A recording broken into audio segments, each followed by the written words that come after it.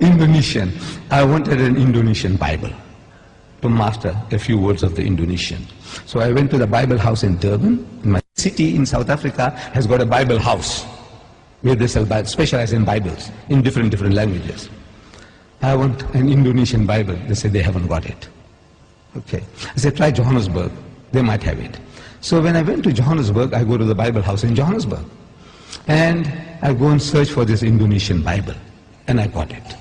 And I'm looking in the shelves, some other books. I see a New Testament, Greek and English. Like we have the Quran, Arabic and English, Greek and English, a New Testament. I took that big volume out and I'm starting to go through that. And the supervisor of the Bible house is watching me. You know, with this funny headgear and this beard. He says, what this guy is doing with all these expensive volumes, because this was an expensive volume which I took down, Greek, English of the New Testament. So he comes up to me, he says, good morning. I said, good morning. He said, what makes you interested in these books?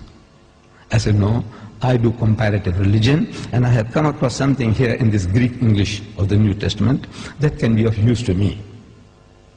He found me an interesting character. He said, would you like to have a cup of tea with me? I said, no, I don't mind at all. So he took me into his office. I said, now, you know, we believe in Jesus. And this was something astonishing to this supervisor. And all the supervisors in South Africa of the Bible houses are retired reverends. This was a Reverend Dunkers. He's amazed. I says, you know, we believe in Jesus and in his miraculous birth. And so saying, I started repeating these verses from the Quran. That we believe. And when I read it, he said, no, this is the same like my book. What you are saying now, that when the good news is given to Mary, the mother of Jesus, in the Holy Quran, she says, قَالَتْ رَبِّ أَنَّ يَكُونُ لِي وَلَدٌ وَلَمْ يَمْسَسْنِي بَشَرٌ. She said, oh my Lord, how can I have a child when no man has touched me? Which means physically, sexually. No man has touched me. So the angel says, قَالَ كَذَلِكَ اللَّهُ يَخْلُقُ مَا يَشَاءُ. Even so, Allah creates what He wills. إِذَا قَضَى أَمْرًا فَإِنَّمَا يَقُولُ لَهُ كُن فَيَكُونُ. Whenever He decrees a matter, He merely says to it, be, and He wills it and the thing comes into being. So the Reverend says, man, this is the same as my book. I said, yes, on the face of it, it's the same.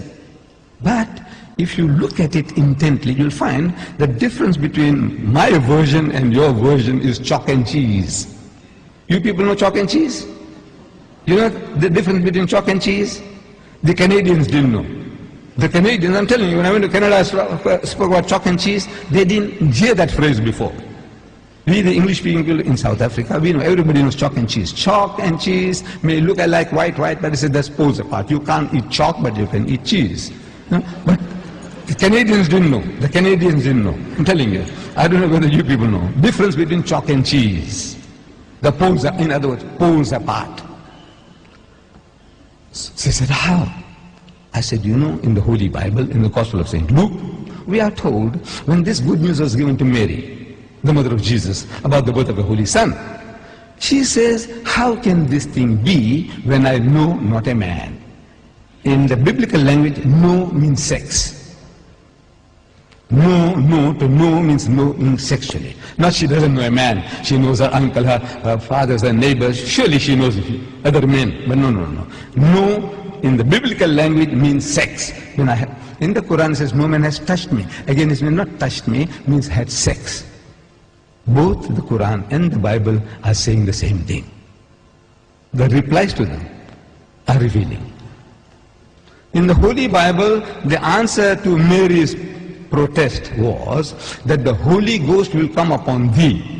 I'm reading the Bible to you. Luke. The Holy Ghost will come upon thee, and the power of the Most High will overshadow thee. Now that gives you a mental picture. The Holy Ghost is a person.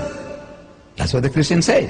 The Father is a person, the Son is a person, and the Holy Ghost is a person, but they're not three persons, but one person. I don't know whether you heard that expression before.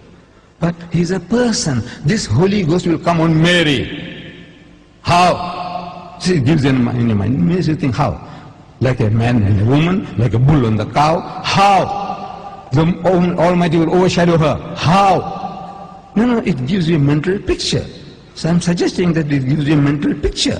You know, how? The Holy Ghost will come on her. We know it's a miracle. We agree it's a miracle. But the language that you're using, the language is down-to-earth language.